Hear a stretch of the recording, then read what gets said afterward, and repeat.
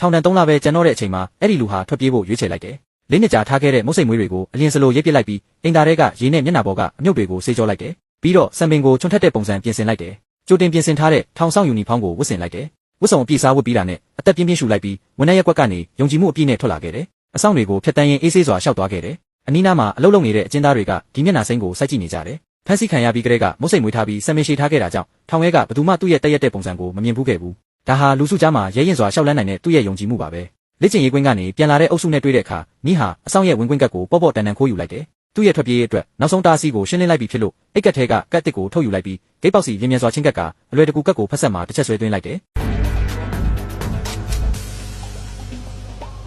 ဒီလိုနဲ့လူများရှိမှအကျဉ်းသားတစ်ယောက်ဟာထောင်တကားကိုဖျက်ကျော်သွားခဲ့တယ်။ထွက်ပြေးခြင်းပြီးဆုံးသွားတဲ့အတွက်လွတ်လပ်မှုရဲ့လေကိုနောက်တစ်ခါရှူရှိုက်လိုက်တယ်။ပတ်ပတ်လည်ကိုလှည့်ကြည့်ပြီးသူ့ရဲ့ထွက်ပြေးကားကိုချက်ချင်းရှာတွေ့လိုက်တယ်။နှစ်လေးနီးပါးထောင်ကျခဲ့ပေမဲ့သူ့ရဲ့ကျွမ်းကျင်မှုတွေကထက်မြက်နေသေးပါ။ဒါတင်မကသေးပဲအိတ်ကတ်ထဲကကြိုတင်ပြင်ဆင်ထားတဲ့တန်လိုက်ခွေကိုအေးဆေးစွာထုတ်ယူလိုက်တယ်။အဲ့ဒီခွေထဲမှာသူ့ရဲ့လက်ရှိစိတ်အခြေအနေကိုအကောင်းဆုံးဖော်ပြနိုင်တဲ့တေးသွားတစ်ပုဒ်ပါ။အေဂျင့်ရဲ့လိုက်လံဖန်ဆီးမှုကိုလှည့်ဖျားဖို့သူဟာလေစိတ်ကိုတိုက်ရိုက်ကားမောင်းသွားလိုက်တယ်။သူ့စီစဉ်တိုင်းအနီးနားမှာကားပါကင်ဝန်ထမ်းယူနီဖောင်းတစ်ထည်ဝယ်လိုက်တယ်။တာမီနယ်ရှိမှာနော့တဲ့နုကိုရကားတစ်စီးရက်လာတာကိုမြင်တဲ့အခါသူ့ရဲ့ပြစ်မှတ်ကားရောက်လာပြီဆိုတာသိလိုက်တယ်။ကားပါကင်ဝန်ထမ်းရောင်ဆောင်ပြီးရှေ့ကိုပြေးသွားကားကိုတလကြာယူသွားလိုက်တယ်။ဇိမ်ခံကားကိုရရှိုံတင်မကပဲလက်ဆောင်ငွေပါရလိုက်သေးတယ်။အခုဆိုရင်ကားရှိဖုံးပေါ်ကလွတ်လပ်ရေးကြောက်တိုင်ရုပ်တုဟာသူ့ရဲ့လွတ်လပ်မှုကိုတည်ဆောင်သွားပြီပေါ့။ဒီအချိန်မှာအရင်ကနီးကိုဖမ်းဆီးခဲ့တဲ့ထိပ်တန်းအေဂျင့်တင်မဟာဗန်မာတော့ပြင်သမားကိုစိတ်မရှိစွာစောင့်နေတယ်။တက်ဖြတ်လူမျိုးမှုအတွက်အရေးကြီးတဲ့အထောက်အထားတွေတော့ခန်းထဲကထုတ်ယူဖို့ပါ။တော့ပြင်သမားကကုတ်ကိုဖွင့်ပြီးတော့ခန်းကိုဖွင့်ဖို့ပြင်ဆင်တဲ့အခါတင်မဟာတခုခုမားနေမှန်းသိလိုက်တယ်။စောင့်ပါဒါပေမဲ့အထောက်အထားယိုစိမ့်မှုကိုကာကွယ်ဖို့နောက်ကျသွားပြီ။တက်ဖြတ်လူမျိုးဟာတေချာစွာတော့ခန်းထဲမှာပောက်ကွဲအားကိုတက်ဆင်ထားခဲ့တယ်။တင်ရဲ့တန်တရားဟာဖုံးပေါ်မှာရှစ်ရိုက်ထားတဲ့နံပါတ်324ကကွာတကြရဲ့အတိုးကောက်ဖြစ်နေတာကြောင့်ပါ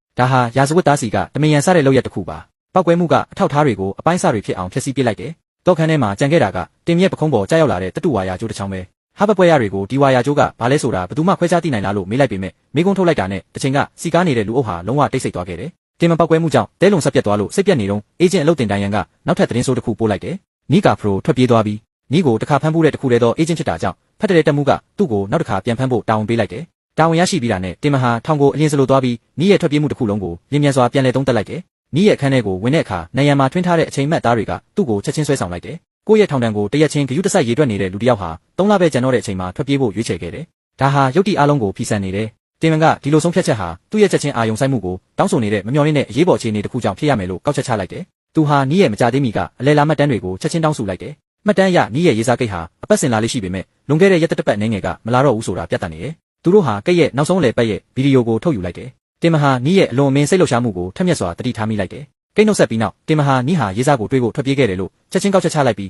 ကိတ်ရဲ့နေအိမ်ကိုအရင်ရှာဖွေဖို့ဆုံးဖြတ်လိုက်တယ်။ညှော်လင့်ထားတဲ့အတိုင်းပဲနီးဟာကိတ်ရဲ့အိမ်မှာအရက်ပုလင်းတစ်လုံးကိုစုပ်ကန်ရင်ကျမ်းပြင်ပေါ်လဲနေတယ်။တင်မန်ကသူဟာအမြင့်ဆုံးုံကြုံရေးထောင်ကနေထွက်ပြေးခဲ့တာကိုသဘောကျပေမဲ့တိတိတသာအချင်းကြီးဖြစ်မှန်းသိလျက်နဲ့ဒီလိုလုပ်ခဲ့တာကိုတနာမိတယ်။ဒါအတွက်သူဟာနောက်ထပ်4 နှစ်ထောင်ဒဏ်ထပ်ခံရမယ်။နီးလက်နဲ့ရက်လိုက်တဲ့အချိန်မှာတင်ရဲ့ပခုံးပေါ်မှာကတ်နေတဲ့တတုဝါယာကျိုးကိုတတိထားမိသွားတယ်။သူဒါကိုတတိကြီးစွာကောက်ယူလိုက်တယ်။မင်းတီလာဒါကဘာယာမှမဟုတ်ဘူးမင်းကိုရှာဖို့အလောက်ကနေမဖယ်ရှားခင်ကကျွန်တော်လုပ်နေကြမှုတစ်ခုကနေရလိုက်တာပါ။နီးရဲ့စိတ်ဟာအရှိန်ဟုန်နဲ့တွေးခေါ်လာတယ်။ဝါယာကျိုးတစ်ချောင်းနဲ့စကားနဲ့ငယ်ဒီချက်လက်နဲ့ငယ်နဲ့တင်ထောင်ဒဏ်ကိုရှောင်ရှားဖို့အစီအစဉ်တစ်ခုဟာသူ့စိတ်ထဲမှာပုံဖော်လာပြီးဖြစ်တယ်